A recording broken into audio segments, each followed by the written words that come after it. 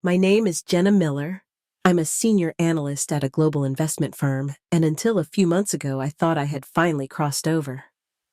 After years of grinding through night classes and unpaid internships, I was finally standing in a ballroom under chandeliers that cost more than my student loans, sipping champagne from flutes taller than my niece, surrounded by people I once thought only existed in magazines. The gala was stunning. Gold light shimmered off every surface, the string quartet played a hauntingly perfect version of Clair de Lune, and waiters moved like shadows with trays of oysters and crystal-cut tumblers. I had just finished a conversation with a junior partner who for once didn't mistake me for catering when I walked toward the dessert table drawn by the sculpture of our company logo carved entirely out of ice. That's where she cornered me. Amanda Strickland, the CEO's wife, appeared out of nowhere like perfume, and money mixed into a single perfectly manicured presence.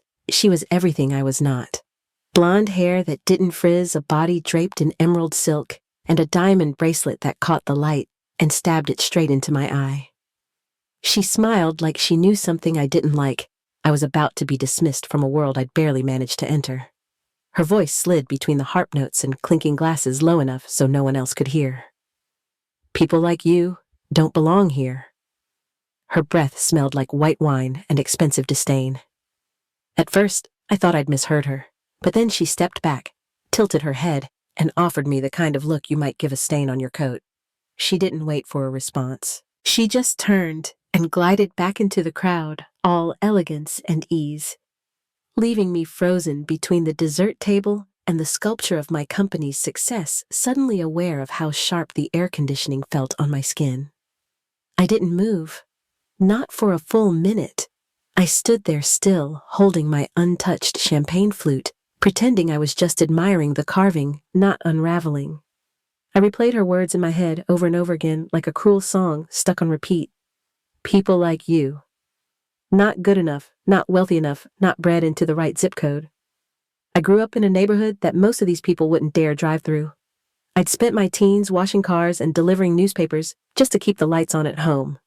Every win I had ever earned came with sweat under my nails and doubt at my heels. I didn't have the right family, the right wardrobe, the right address, but I had outperformed every person in my department 3 years in a row. My strategies had kept this firm from collapsing during the market dip. And yet somehow, to Amanda, I was still a mistake standing in stilettos. I could feel the eyes around me, the invisible ones, the ones that don't need to stare directly to make you feel watched. I wondered how many of them agreed with her. How many thought I didn't belong, but were too polite or too cowardly to say it out loud. In that moment, I wanted to disappear. I wanted to rip off my heels, grab my coat, and vanish before my humiliation became public. But then something else happened, something colder than fear and stronger than shame. I didn't leave. I didn't cry. I stood straighter, steadier, and I made a decision. Amanda Strickland didn't know who she was dealing with. What she had just done, what she thought was a casual swipe at someone beneath her, had just set something in motion. She thought she could humiliate me in a room full of polished laughter and marble columns, and I would shrink. But all she did was light a fuse. Because if she thought I didn't belong, I would show her that not only did I belong, I could own the very thing she held dear. And as I walked away from the sculpture, I wasn't thinking about leaving that world. I was thinking about how to make it mine. I didn't come from the kind of place where people wore tuxedos or talked about hedge funds over oysters. I grew up in the Brighton Terrace housing complex on the south side of Chicago in a 2-bedroom apartment that barely held my mom, my 2 sisters, and me. We shared 1 bathroom, 1 aging sofa, and a dream that never quite fit between those thin, cracking walls. My mom worked 2 jobs, cleaning offices at night and running a school cafeteria by day. She was tired before she even woke up, but she still found time to help me with math homework and pack lunches from nothing but canned beans and grit. She didn't have much, but she gave me the belief that education was the only door that might ever open for us.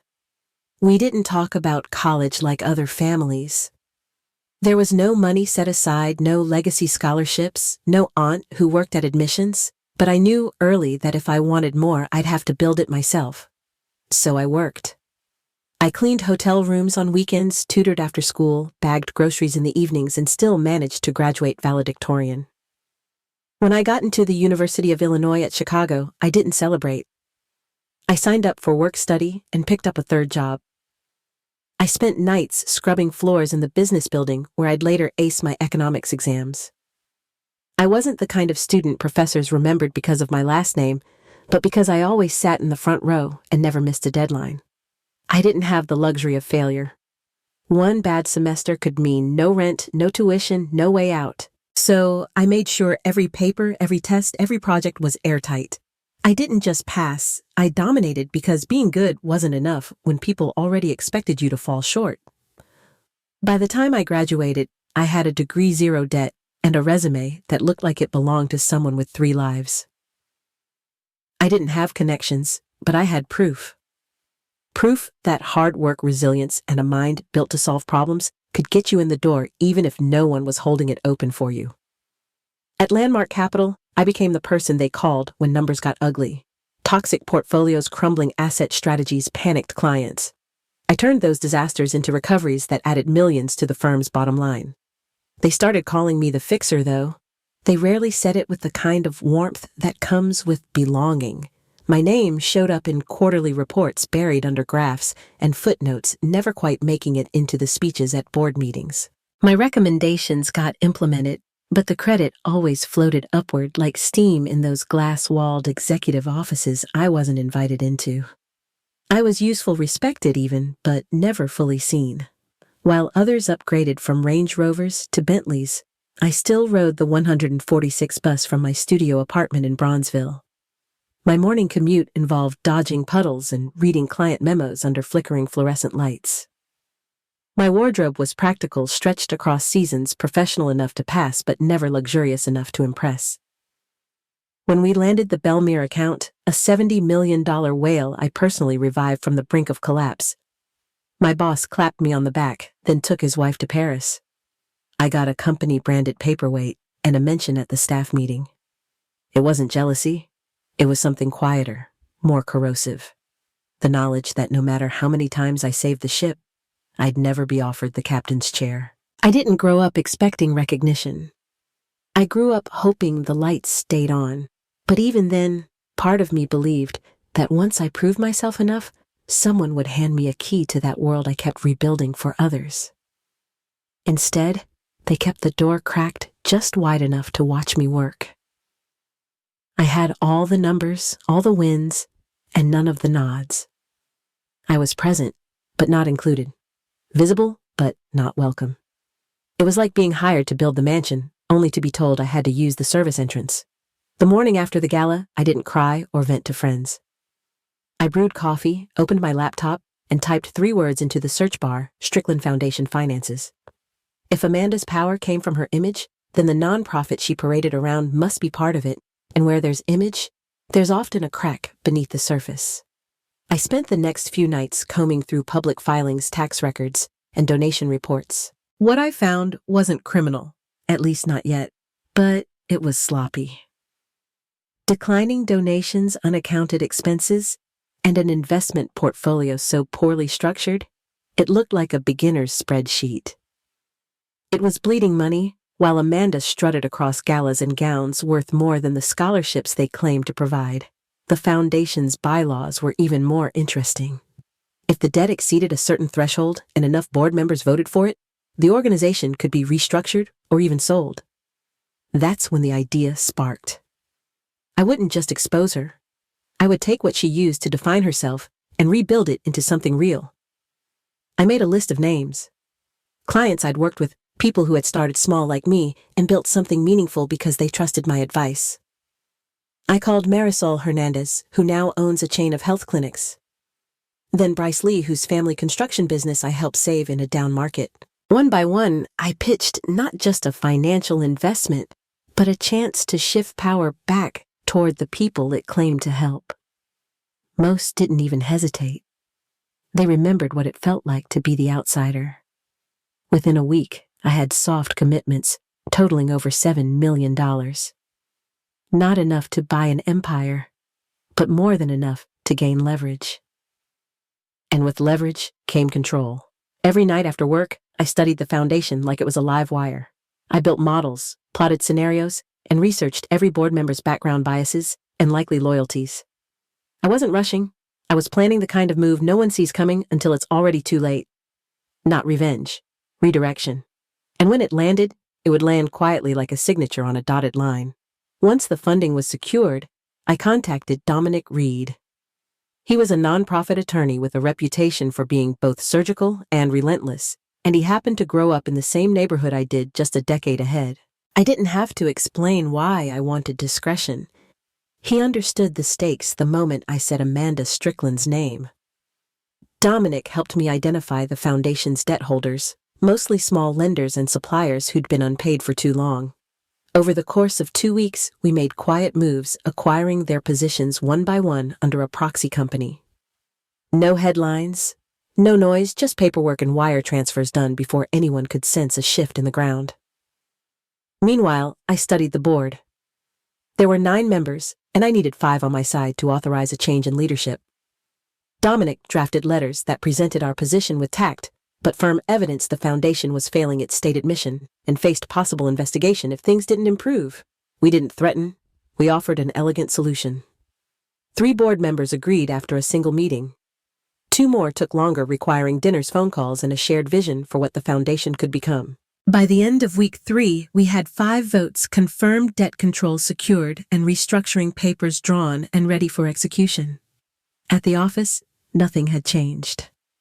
I still arrived before sunrise, still led investment calls with calm precision, still wore the same navy slacks I'd owned for years. Not one person knew that outside those mirrored windows, I was orchestrating a takeover of the one institution Amanda Strickland clung to for social relevance. Every move had to be flawless. If word got out too soon, the Stricklands could try to block it with lawyers or the press. I couldn't give them that chance. I waited. I watched. And when Dominic called to say everything was in place, I sat back in my chair, took a breath, and smiled to myself. The house was still standing, but the deed had changed hands. Café Montclair was the kind of place where everyone spoke in hushed tones, and the silverware sparkled more than the conversation. I arrived early, chose a table in the center of the room, and ordered a sparkling water that I barely touched. I wanted a clear line of sight, not just to her, but to every witness who might watch what was about to unfold. Amanda Strickland entered 10 minutes late, dressed in muted beige that still somehow cost more than my rent. Her heels clicked across the marble floor as she scanned the room with the unease of someone not used to asking for help. When she spotted me, she smiled too quickly, the kind of smile that didn't reach her eyes. She sat across from me, set her leather planner on the table, like it might defend her, and motioned for a glass of red. I listened patiently as she made small talk layered with thin compliments about my work. Then came the pivot. The foundation's finances were struggling. The gala was just weeks away. She needed someone with real skill to fix what had gone sideways. I let the silence stretch until it frayed at the edges. Then I set my glass down and said it calmly. Actually, I bought the foundation yesterday. Her face froze. Her mouth opened slightly, but no words came.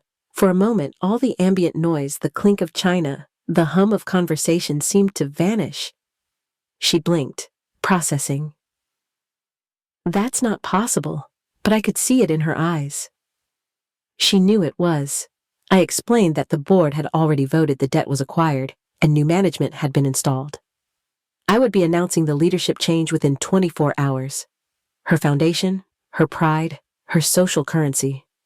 All of it mine. The waiter returned with her wine, but she didn't touch it. Her hand trembled slightly as she adjusted her napkin. I took one last sip of water, dropped a 20 on the table for the glass she might knock over, and stood. Don't worry, you won't have to wonder about people like me working there anymore. I'll be too busy running it. I walked out slowly, savoring every step, the sound of her silence trailing behind me, like a trophy I didn't need to carry. The next morning, we met in a conference room at the foundation's old headquarters, a space Amanda once used for press interviews and private luncheons with donors. Now she sat at the long oak table beside her husband and their attorney, visibly diminished beneath the weight of what they were about to lose. I entered with Dominic and 3 board members who had sided with us, the new majority. I laid out the terms without malice, but with zero room for negotiation.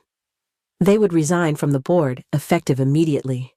They would return the $250,000 in misallocated funds, which would be redirected into a scholarship program under independent oversight, and they would stand at the upcoming press event and publicly endorse the foundation's new direction. Preston tried to argue. He spoke of legacy misunderstanding and the potential damage to their name. I listened, then reminded him that the IRS had already opened a preliminary inquiry. What we were offering wasn't a punishment. It was a way out, with dignity still intact. Amanda said nothing, only nodded once, and looked down at the table like it had betrayed her. Dominic slid the documents across. The room was quiet, except for the soft shuffle of paper and the scratching of pens. The same hands that once signed off on extravagant floral budgets were now signing away control. The woman who once told me I didn't belong here now couldn't meet my eyes. I wasn't cruel. I was precise. As the last signature dried, I stood and thanked them for their cooperation. There was no gloating, no raised voice, just the quiet shift of power finally aligning with justice. On the way out, Preston asked what I planned to do with their creation. I told him I was going to make it honest, something that served the people it claimed to help.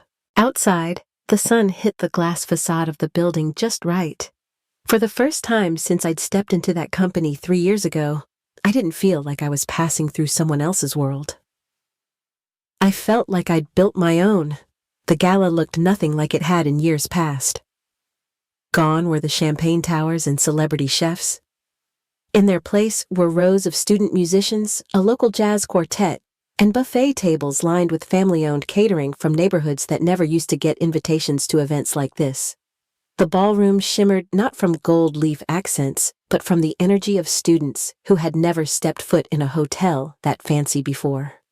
50 scholarship recipients and their families filled the space with nervous excitement and wide-eyed wonder. I stood at the entrance in a simple navy dress, greeting each guest like they were the reason we were here because they were. The donors came too, some skeptical, some curious. They mingled beside teenagers wearing borrowed suits and church dresses, listening to their stories and asking real questions. For the first time, the room wasn't about image. It was about purpose, and the people who had been invisible for so long were now centered, celebrated, and heard. Then I saw her. Amanda stepped in wearing a deep emerald gown that looked like it had been meant for a different night. Her smile stayed fixed, but her eyes darted. Around her, everything had changed. The music, the food, the focus. No one rushed to greet her. No cameras turned her way. She had walked into a world she used to own and realized she was now a guest. I watched her try to settle into a table near the front, surrounded by scholarship families and community leaders. Her posture was perfect, but her presence faded beneath the quiet confidence of people who had once been made to feel small.